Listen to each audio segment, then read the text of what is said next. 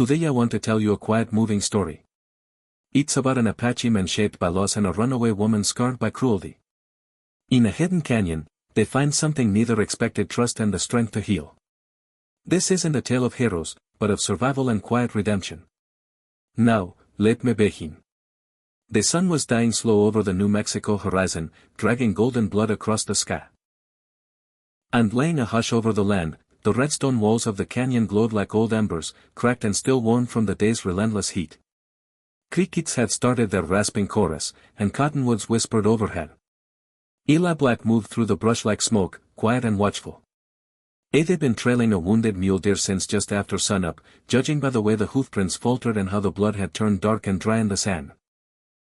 It had been nicked in the hunch, maybe by some greenhorn's careless shot, or a brush with a cougar's claws. He wasn't hunting for sport. Meat was low, smokehouse emptying faster than the seasons changed. But when the trail veered toward Cotton Brush Creek, something else caught his eye. Something no deer had left behind. Footprints bare, small, wavering. Eli crouched and touched the ground. Whoever it was had passed here less than half a day ago, light-footed, stumbling out. He rose slowly, hand near the revolver at his hip, and followed the prints down the creek bed until the noise of the water smoothed into silence. A bend in the canyon opened into a patch of willow trees where the light couldn't quite reach, and that's where he saw her. At first, he thought she was dead. She lay crumpled in the mud like a rag doll, one arm stretched awkwardly beneath her, and the other wrapped across her stomach. Her dress, what was left of it, hung from her in tatters, torn at the hem, soaked through with blood and dust. She had no shoes. Her feet were raw, blistered, the soles scabbed and blackened. Her hair, a tangle of dirt-matted gold, fell across her face and shoulders in snarled ropes. Eli stayed where he was, just beyond the willow shade, heart steady, but breath caught. The buzzards hadn't found her. Coyotes neither, which meant she hadn't been here long. And maybe, just maybe, she wasn't gone yet. A step forward, slow and deliberate. His boots sank into the creek bank, leaving behind prints beside hers. At 3 paces, he stopped and knelt. She was breathing barely. Her ribs moved shallow under the skin. Her lips were cracked, her eyelids puffy. He uncorked his canteen and tipped a splash into the metal cup. "Ma'am," he said softly. "You still with me?" Her eyes fluttered open. Green. Green like sage in spring, clear, wild, and full of fear. The moment their eyes met, she jolted upright, or tried to. She flinched hard enough to send a cry from her throat, clutching her dress to her chest with both fists. Her breath came ragged, body shaking like a cornered animal. Then came the whisper, "Don't untie my dress." 4 words, not screamed, not shouted, just broken and pleading like they'd been spoken many times before and still carried every bruise they were born from. Eli froze. He hadn't touched her, hadn't even moved closer. "I won't," he said, voice even. "Ain't here to hurt you." She stared at him, not blinking, arms locked across her chest. A few more seconds passed before she sagged back into the mud, her arms still tied around herself. But she didn't look away. "I got water," Eli said, holding up the cap again. "I'll set it here." He placed it on a flat stone within her reach, then backed away 3 steps.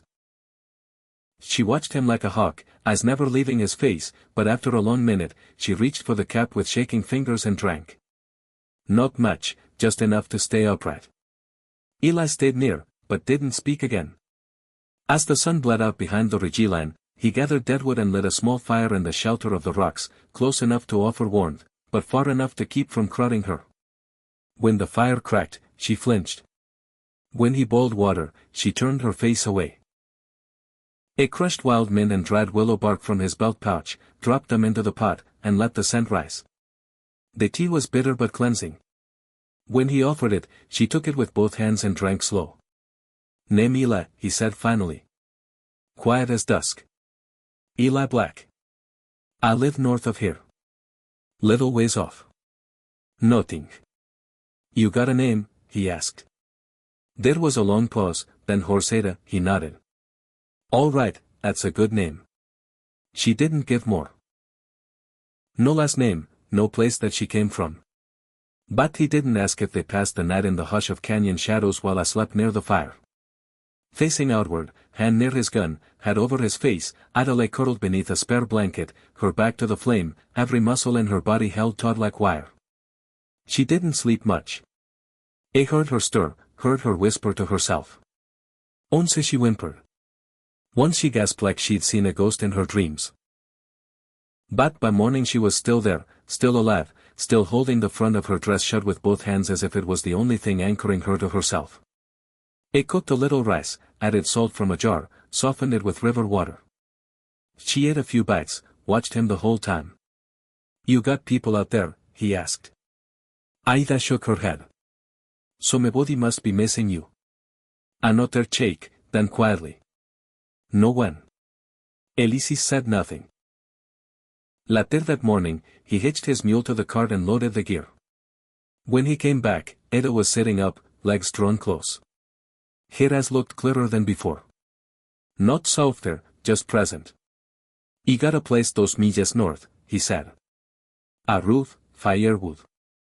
You be safer there if you're willing. Ada said nothing at first. Then she nodded slow. He helped her up but didn't touch her. Just offered his arm to balance. She didn't take it but she followed. The ride was rough. The cart groaned over rocks and dry creek beds. The wind tugging at her tangled hair. She sat stiff as a statue situ. Hands hidden beneath the blanket he'd wrapped around her. She didn't speak, but once near the halfway mark, she turned and looked at him, her voice quiet but firm. He ain't weak, just tired. Eli looked ahead at the trail. I ain't did the same thing. When the homestead came into view, just a squat adobe cabin nestled between juniper and boulder, smoke curling from a stone chimney. Otis said nothing, but her hands loosened around the blanket just a little. And for the first time since he found her, Eli thought maybe, just maybe, she'd decided not to disappear. The cabin wasn't much to look at, but it was dry, warm, and still standing acclaim. Not every structure in that part of New Mexico could make come late October. Eli helped Ada down from the mule cart without touching her, just steadying the rail and letting her decide. She moved stiffly, every step a calculation between pain and pride. Her feet wrapped in linen torn from an old flour sack, left faint spots of red on the porch boards. I opened the door and stepped aside. Inside the space was plain, one room with a stove, a work, 2 chairs, a cot along the far wall, and a small bookshelf covered in dust. Above the hearth hung a rifle and a horseshoe nailed to a board, more for habit than luck. The fire from earlier still smoldered. Eli stoked it gently until new flames caught, and cast long shadows along the adobe walls. You'll sleep in the cot, he said, motioning to the bed. Eje take the floor. Ada didn't argue. She crossed the room and sat down, careful not to shift too much. She looked like she'd collapse if she let herself, but something in her held tight, as if to surrender even an inch of control might undo her entirely. Eli ladled hot stew from a pot that had been simmering since morning. Beans, salt, pork, and squash. Not fancy, but it would fill a stomach and bring heat to tired bones. She took the bowl without a word. Ate slowly, one spoonful, then another. No questions, no thanks, just survival. Quiet and stubborn. Eli sat in the opposite chair, cradling his own bowl. It didn't watch her eat. That kind of staring felt too much like prison. They were halfway through the meal before she said anything. Your place is quiet. In Nadith. I prefer it that way. No wife. No more. She glanced at the quilt folded at the foot of the cot. She make that. She did. Traced the fabric pattern with her eyes. She must have been patient. Eli sold faintly. She wasn't tough. Took the flu and childbirth both without complaint. The second one took her. Ada didn't respond for a while. Then she asked, did you bury her here? Out past the pecan trees. There is a cross of river stone if you'd like to pay your respects. Silence again. Not cold, just saddled. Then your name black. That yours. It's the one I carry now. But not the one you were born with. He set his bowl down. No. She looked up from her stew. What was it? I studied her a moment.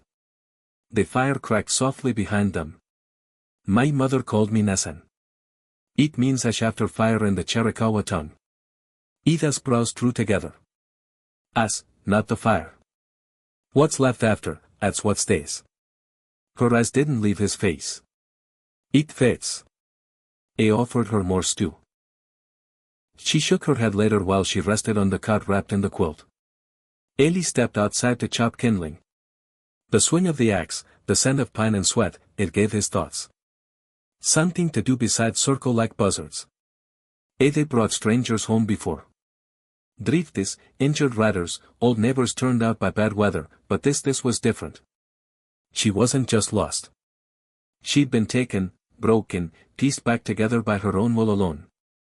And yet, she'd made it. That meant something. When he returned inside, she was sitting upright, studying a faded copy of a farmer's almanac like it held the secrets of the universe. You read? He asked. I was a school teacher, she replied, voice flat. Back when I had a name. You still got one? She didn't answer. He pulled out a deck of well-worn playing cards and set them on the table. He usually plays solitaire when the night's too long. I don't gamble. No betting, just order.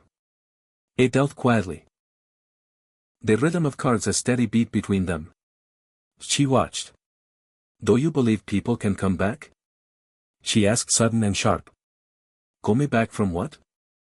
From what's been done to them? From what they've done to survive? Eli didn't answer right away. He finished the hand, then said, I think some folks spend so much time trying to get back to who they were, they forget they're still alive. Ada looked down at her hands. The bruises had begun to fade at the edges, yellowing like autumn leaves. Her nails were broken, one finger crooked at the knuckle. Survival had left its mark. I used to go by Ada Rose Halley, she said. From Missouri. My father was a preacher. Mother died young. That's still you, she shook her head slowly. I don't know. I dealt another hand. After a while, she asked, what was it like being half Apache, half white? Eli's mouth twitched. Depends who was asking. To some, I was too red. To others, too pale. Either way, I wasn't welcome long. Did you fight in the wars? He fought to stay alive. That was enough. Ada leaned back against the wall, eyes half lit. He was supposed to marry a man named Paul. He had a farm near Carthage, promised me daisies in spring. He packed a satchel and went west with him. 4 days later, he traded me for 2 mules and a barrel of whiskey. Eli's breath stilled. What? He said it was temporary, that he'd win me back. Said I should be grateful someone wanted me. She laughed, but it wasn't Joe. He never came. Eli said nothing. Used watched the fire as it snapped and danced. They marked us, you know, Ada continued. Burned symbols on our backs so nobody had forget where we belonged. So many of the girls tried to run. They didn't make it far. But you did. I don't know if I made it out or just didn't die yet. You made it out, he said firmly. She turned toward him then, eyes wet but fierce. I still wake up feeling like someone else owns my body. Eli didn't flinch. You ain't the property. Not here. Not ever again. A long silence passed between them. Then Ada said, I don't know if I can be the girl I was. Then be someone new. She looked at him hard. You think that's easy? No, he said. But nothing worth doing ever is. That night, she took the cot without argument. He laid out his bedroll again by the fire. Before it turning down the lantern, she whispered, Nant? He looked up. Thank you. He nodded once. You're welcome, Ada Rose. And for the first time in a long while, both of them slept. The days that followed settled into a rhythm, not unlike the slow work of healing. Silence mostly, but not the kind that pressed heavy like a coffin lid. This was the silence of steady things. Firewood being split at dawn. Water drawn from the pump before sun's heat set in the creak of the porch boards under bare feet. The hush of wind through cottonwoods. Ada Rose didn't talk much, but she moved more. She took to sweeping the floor in the mornings, wiping the table clean after meals, and rinsing dishes in the basin by the stove. She asked no permission, expected no thanks. It was her way, Eli supposed, of claiming space without asking for it. Eli didn't push. He fixed the leaking roof patch on the shed. He rode out once a week to check his traps and collect mail in Dry Rock. The nearest town a 3-hour ride one way if the mule cooperated. He always returned with dry goods and something small she hadn't asked for. A spool of thread, a worn book, once a tin of peach preserves. She never said anything, but each gift disappeared into use. One morning, as a thin fog still clung to the canyon rim, Eli found her standing outside, facing east, arms folded across her chest. Her breath rose in soft clouds. The hem of her borrowed coat fluttered at her knees. He stepped up, his eyesight ear. Cold? I'm not sure I feel it much anymore, she said quietly. My bones remember worse. They stood together facing the distant mountains. Eli asked, You sleep any better? A little. No dreams, she didn't answer for a moment. Then I still wake up to the sound of keys. There were always keys. Chance, though, but it's softer now, like echoes. He nodded slowly. Echoes fat. That afternoon, she watched him shoe the mule. He worked in the forge shed, shirt off under the sun, sweat on his back, and smoke curling around him like a ghost. She didn't look away. When he noticed her, he didn't flinch. You ever see a forge before? No, just black smoke and screaming. Not like this. He straightened, wiped his brow, then pulled a glowing horseshoe from the coals with his tongs. Fire's only as cruel as the hands using it. Ada took a step closer, studying the flicker of flame and metal. Were you always a blacksmith? No. Learned in Tucson after leaving the orphanage. Figured if I knew how to shape something with heat and hammer, maybe I'd learn to shape myself. That night, she sat on the porch while Eli smoked his pipe. The moon was just a sliver in the sky. Like a scratch across black cloth. The silence between them felt fuller somehow. Ada asked, Why didn't you ever leave this place? Eli exhaled smoke through his nose. Because I got tired of running. From what? From who I thought I needed to be. From ghosts. From trying to belong somewhere I didn't. She nodded, understanding more than she said. Later, he heard her move restlessly in her cot. The old springs creaked softly, followed by a faint sob, a sound she didn't mean to make, but one that slipped out anyway. He didn't rise, didn't speak, just waited. Eventually, her voice reached him through the dark. Eli, he sat up. Yeah, I can't sleep. He stood, walked slowly to the edge of her cot, careful not to make sudden movements. Her eyes were wide in the low light, shimmering with unshed tears. I remember a girl, she whispered. I think she was me. She liked poetry and buttered biscuits. She used to pick wildflowers and press them in books. She had a dog named Jack who hated thunder. She sounds kind, Eli said. She was, but she's gone. He knelt beside the cot. Maybe she's not gone. Maybe she's just quiet, waiting. Ida turned her head. Do you think people can come back from that far? I think sometimes we don't come back to the same place, but we come forward a little stronger, a little more real. She said nothing for a while. Then would you stay by me tonight? Used not alone. Eli's throat tightened. He nodded. I'll be right here, he said, laying his bedroll next to the cot. Close enough, but not too close. Thank you. They didn't speak again. But sometime during the night, her hand reached over the side, fingers brushing against his. He didn't hold it. Used let it rest there, lightly touching a fragile truce between skin and memory. When the morning came, she didn't flinch at the light. The next few days brought small changes. Ada began tending the garden patch, pulling weeds and clearing out brittle roots left from the summer's end. She whittled a stick into a little cross and planted it in the far edge of the field, not far from where Eli had once buried Ruth. I don't know her, Ada said. But I think she'd understand. She would have liked you, Eli replied. She tilted her head. You sure? I'm not much to like. She liked survivors and honest women. You're both. Ah smiled thin, crooked, but real.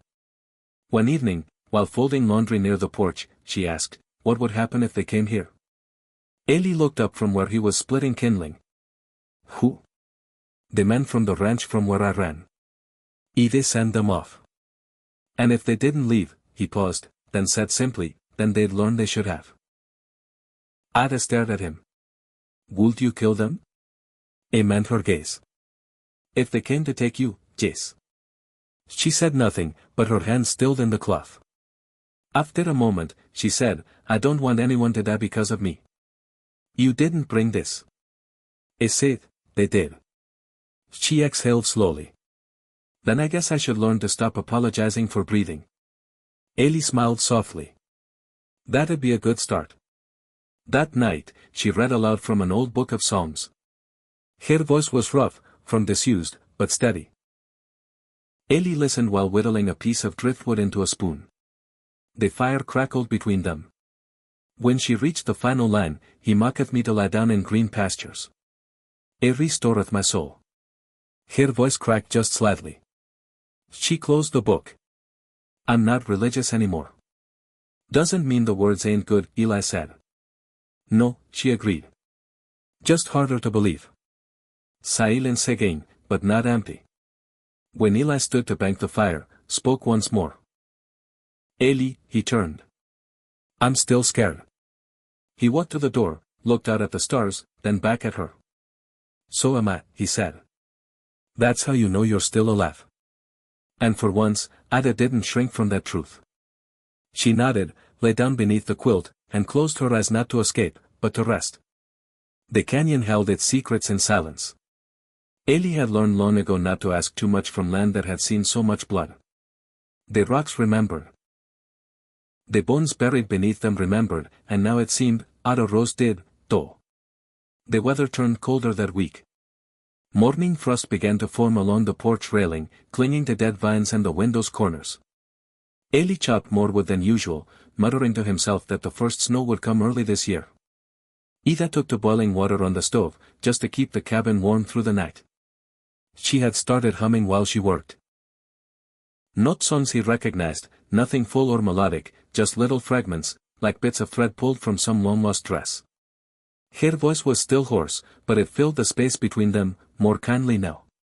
One morning she stepped outside just after sunrise, carrying a small basket to gather wild mint. The hem of her skirt brushed the frost-covered grass. She walked slow but sure, her shadow stretching long behind her. Eli stood by the porch, sipping his coffee and watching as she knelt near a boulder at the creek bend. It was then that she froze. Eli knew the difference between stillness and shock. He saw it in the way her shoulders locked, the way the basket tipped from her fingers. He was at her side in seconds. What is it? Ada didn't answer at first. Her eyes were locked on the ground beneath the boulders as overhang. Alf buried in the silt and brush, something metal glinted in the weak light. Eli knelt and brushed away the dirt with his fingers. A cuff. Not just any cuff iron, bent but still whole with a rusted buckle and a broken chain link still attached. Ida turned away so sharply she nearly fell. He caught her elbow gently. Ada, I know that, she whispered. That was from the first camp. You sure? They used them on our ankles, she said, voice shaking. Sometimes wrists, though. When you fought back when they wanted to make an example. Eli stared down at the cuff. Something dark stirred in his gut. They buried it here, he asked. No, Ada said. They dropped it. There was a girl, she tried to run the night I escaped. She broke free from the post, made it to the edge of the rocks before they caught her. They beat her right here. He heard it. He heard her scream. Eli's jaw clenched. His hand balled into a fist before he realized I said it. She didn't come back, Ada said. He assumed. He hoped. But when I saw that, her voice cracked. They killed her, didn't they? He didn't answer. He didn't have to. Ida knelt, reached out to touch the dirt, then hesitated. Her fingers curled inward. "I don't know how to mourn someone who didn't have a grave." Ellie crouched beside her. "Sometimes this land is the only grave a person gets. Don't they mean they are forgotten?" Stood, walked a few steps up the slope, and returned with a small flat stone. He laid it gently beside the cuff, then another, and another. Soon he had formed a small circle. Ida watched, then helped him finish it. They stood over it together. "She used to sing," Ida murmured badly, loudly, just to irritate the guards. "I think she figured if she had to suffer, they should too. She sounds like someone worth remembering." Ida nodded, wiping her eyes. "Thank you." Ellie said nothing. Just stood beside her in the morning cold. Back at the cabin, Ada didn't speak for the rest of the day, but she took out a small book from the shelf, an old ledger Ruth had used to track goods and garden yields, and began writing. Not numbers, words. When Eli asked what she was doing, she said, "Starting to remember before someone else writes it for me." That night, Eli sat outside longer than usual, smoking his pipe beneath the stars. Aa joined him, wrapping herself in the quilt, sitting just close enough to share warmth. "Did you ever kill a man?" she asked. Ellie stared into the dark. "Yes," she didn't flinch. "Why?" "Because he came for someone I love." Ada looked at him. "Would you do it again?" "If I had to," she nodded, then turned her eyes to the horizon. "I think they'll come looking." Eli didn't answer right away. "I know they will," she said. "There weren't many girls like me who got away. I heard the men say once, even a runaway dog finds its way home. That's what they called us, dogs." "You're not a dog," Ada rose. "No," she said, "not anymore." A silence passed between them, softer now and more full of truth. "Ellie," she said at last, "if they do come, I won't let them take you." Her hand brushed his on the bench. "Not by accident." "I want to believe that." "You can." She didn't reply, but her hand stayed. The next morning, Eli rode into Dry Rock for supplies. Before leaving, he left his rifle cleaned and loaded by the cabin door. Ada stood on the porch as he saddled the mule. "If I'm not here when you get back." "You will be," he said. "And if not, I'll come find you." She didn't smile, but her eyes held something close to hope. Dry Rock was busier than usual. A new shipment of rail ties had come through, and the general store was packed with laborers, ranch hands, and wagon crews. Eli kept his head low and his ears open. He heard talk of a bounty $100 for the return of a runaway girl, last seen near the southern ridge line, described as blonde, barefoot, possibly mentally confused. That was how they softened the truth. That was how they made her sound like a lost child instead of a stolen woman.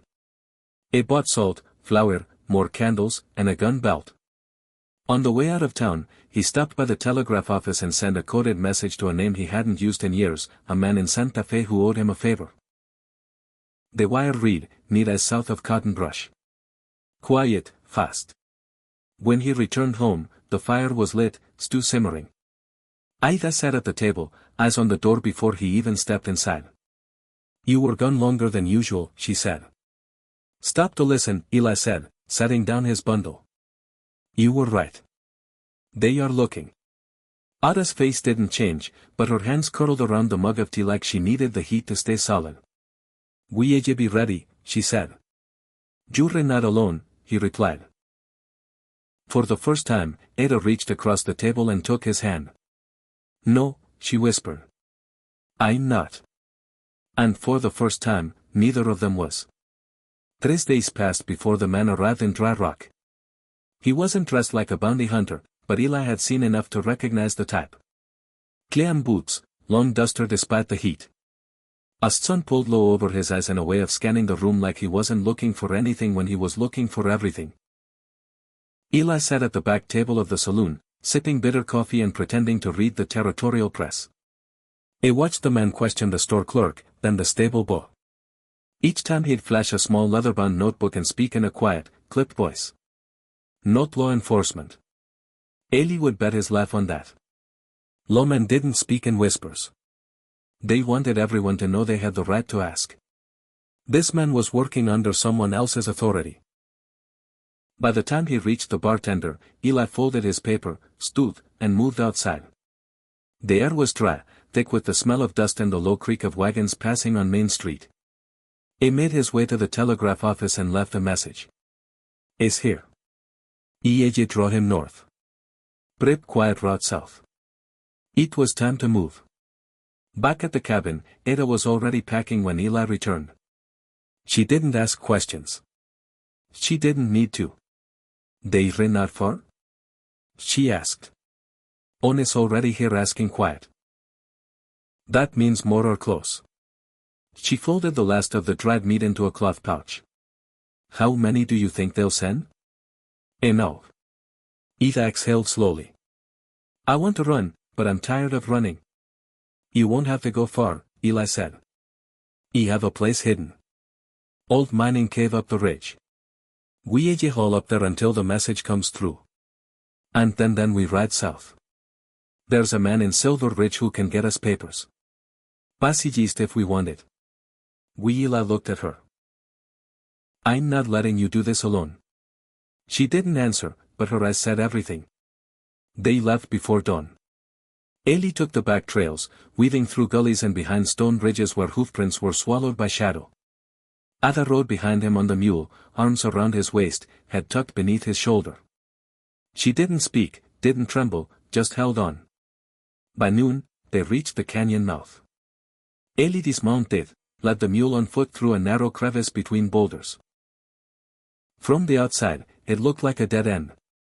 Inside, it opened into a shaded hollow, hidden by nature's hand and Eli's own long-ago work.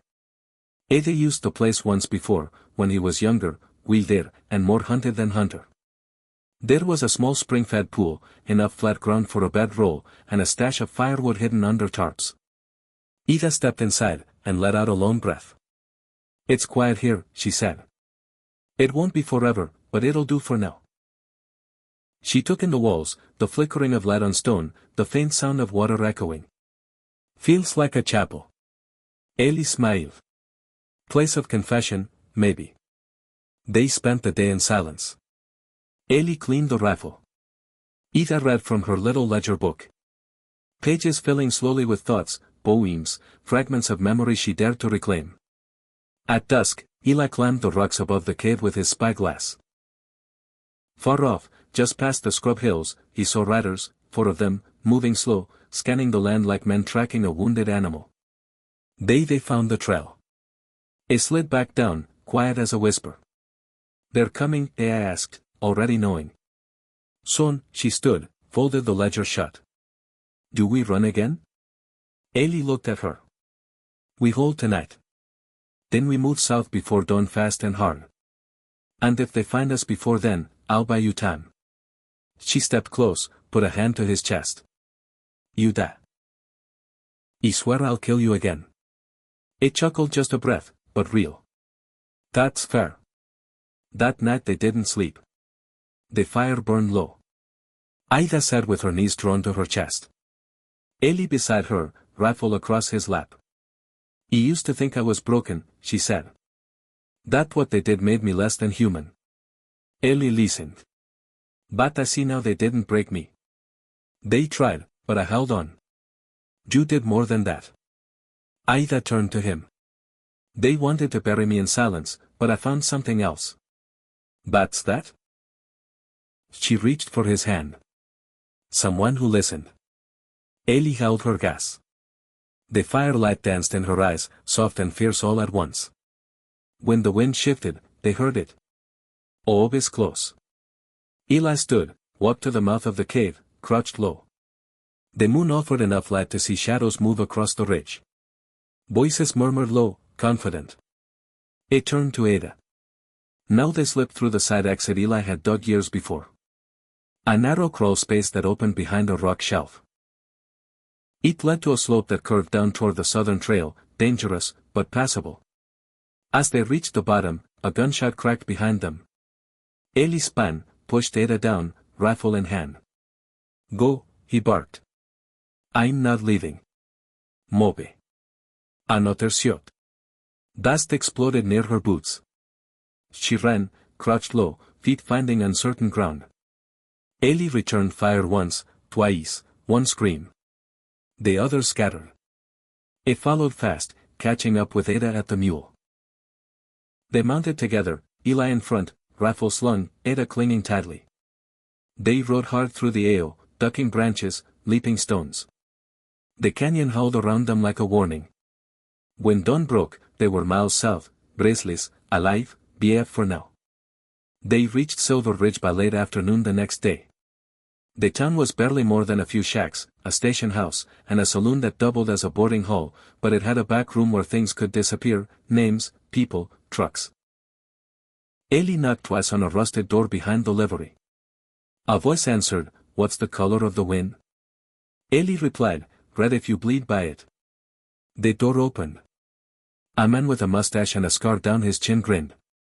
"Well, hell, now's Hun Black thought you were dead." "Still might be," Eli said. "We need out." The man looked at Ada. She stared him down like steel. "A whistled." "She yours." "Says her own." The man nodded. "Good answer. You see what I can do." That night in a small room above the station, Ada lay on the bed while Eli sat in the corner watching the door. "Why'd you come with me?" she asked. "Because I saw you," he said. "Really?" "So you. And I wasn't about to let you vanish like all the others." She stared at him, heart full of something terrifying and beautiful. "Then don't vanish either," she said. "I won't they." For the first time, she leaned in, resting her head against his shoulder. And outside, the wind howled through the streets of Silver Ridge, carrying the dust of two people who refused to disappear. They stayed in Silver Ridge for 3 days, long enough for bruises to soften and for the man Eli knew Carter Lyle to forge new names and paper-thin pasts. Ada Rose Halley became Margaret Rowan, a widow from Nebraska. Ellie Black, also known as Nan, took the name Emory Grant, a carpenter seeking land in Utah Territory. It wasn't perfect. The ink barely dry, the backstory simple but plausible. In a world that didn't care for the details of quiet folks, it would do. On the 4th morning, Ada stepped out into the dusty street in a clean brown traveling dress and a wide-brimmed hat. Her figure was steadier now, her eyes no longer haunted, but sharp, even foggish. She carried her little ledger in one hand, the pages nearly filled. Ellie watched her from the porch of the boarding house. He sipped his coffee, arms crossed, head low. He wasn't used to watching someone walk forward and to laugh. It was more familiar with graves than beginnings. "You ever think about what comes after this?" she asked, joining him. "I do now." "Think you'll like it?" "I reckon I might." She turned to him, eyes narrowing. "Then why do you look like a man about to bury something?" Ellie stared down the street. "Because some things don't ride easy, even if they ain't chasing you anymore." They planned to board the early train west. The line was slow and often delayed, but it would take them as far as Prescott, and from there they could find work. Maybe a small place. Start again. But Eli didn't get on the train. "Not yet. I need to finish something first," he said, standing at the platform. As the whistle blew, Ada's mouth parted. "Ellie." He handed her the envelope, her new identity. "Fare paid in full. You get on that train. I follow within the week. I swear it." "You expect me to just ride off?" "I expect you to survive like you always have." She held the envelope in both hands. "You don't have to protect me anymore." "I know," he said. "But I do have to protect the next Ada Rose or May or whatever her name will be. The men who came for you, they'll just find another girl." Ada blinked hard, lips trembling. "Don't do this for me," she whispered. "I'm not. I'm doing it for what's buried in the rocks. For the ash that remains." A step back. The train began to move. Ada hesitated, then stepped forward and pressed her forehead gently to his. Her breath was shaky. "If you don't come back, I will. You better." And then she boarded. Ellie stood still as the train pulled away, smoke curling up into the pale morning sky. I stayed there long after the whistle faded, staring down the tracks like they still held her scent. I returned to Dry Rock just after dusk. I didn't go into town. Instead, he rode south to the old canyon trail where he had once buried the broken cuff beneath stones. The fire in him hadn't gone cold since. I waited. They came near midnight. 3 riders, no insignia, no lanterns. But Eli could smell their fear before he saw their face. "I sees you. Nason Black?" the first one asked. Eli said nothing. "We heard you've been hiding something belongs to our employer." Still no answer. The second man pulled a pistol. "You the best answer, Apache." Eli shot him first. One clean round between the eyes. The third one went for his gun. Eli fired again. The first tried to run. Eli let him. It didn't need to kill all of them. Used enough to send a message. So many people weren't for sale anymore. By dawn, he'd buried the 2 men beside the dry riverbed, marked their graves only with rocks. No words, no headstones. The third would ride back to whatever rich man had sent him. And maybe, just maybe, that would be the end of it. Eli didn't believe in justice, but he believed in warning shots. 6 days later, he stepped off a freight train in Prescott. He wore a clean shirt, his head low, a pack slung over one shoulder. He asked around at the post office, the mercantile, and finally the schoolhouse. She was there, of course. Ada sat behind a small desk with chalk-stained fingers, and a row of eager children before her. Her hair was pinned back, her voice clear and calm, as she spoke of mountains, rivers, the promise of seasons. She saw him through the window before he entered. Their eyes met, and the world slowed. That night they walked the ridge above the town, just the 2 of them, beneath stars so sharp they looked like knife points. "I thought I'd never see you again," she said. "I told you I would. You also told me not to wait." "Elite." She smiled. "Me, too." They sat together on a weathered bench. Eli pulled a small pouch from his coat, opened it. Inside was the broken cuff, rusted and quiet. "You kept it," she said. "Not to remember what was done to you," he said, "but to remember what didn't finish you." She reached out, closed his fingers around it. "Let it go." He looked at her. "You've done your part," she said. "Now stay," he nodded. They didn't kiss. Not that night. Not yet. But they sat shoulder to shoulder, warm beneath the blanket of skis. In the months that followed, they bought a small parcel of land near the creek. She taught school 3 days a week. He worked with timber, carved spoons, fixed fences. People came to trust them. Not because of who they had been, but because of who they chose to be. Now, sometimes Ada would wake at night, sweat beading her brow, heart pounding. Sometimes Eli would stand at the edge of the property, watching the shadows like they still meant danger. But the past lost its sharpness in time. The scars became landmarks instead of open wounds. One morning, Ada stood beside Eli in the garden and said, "I think I'd like to be a rose again." He smiled. She never left. "No," she said, but she needed a place to bloom. Eli knelt in the dirt, planting another row of beans. "Then we'd best keep planting." And as the sun rose over the ridge, casting golden light on fresh earth, on 2 people who had clawed their way out of silence, one thing was clear. The fire hadn't destroyed them. It had forged them. And the ash that remained was fertile. Thank you for listening all the way to the end of this story. I'm truly glad you stayed with me. Your support means so much. Please consider giving this video a like and subscribing to the channel so I can keep bringing you more heartfelt stories like this.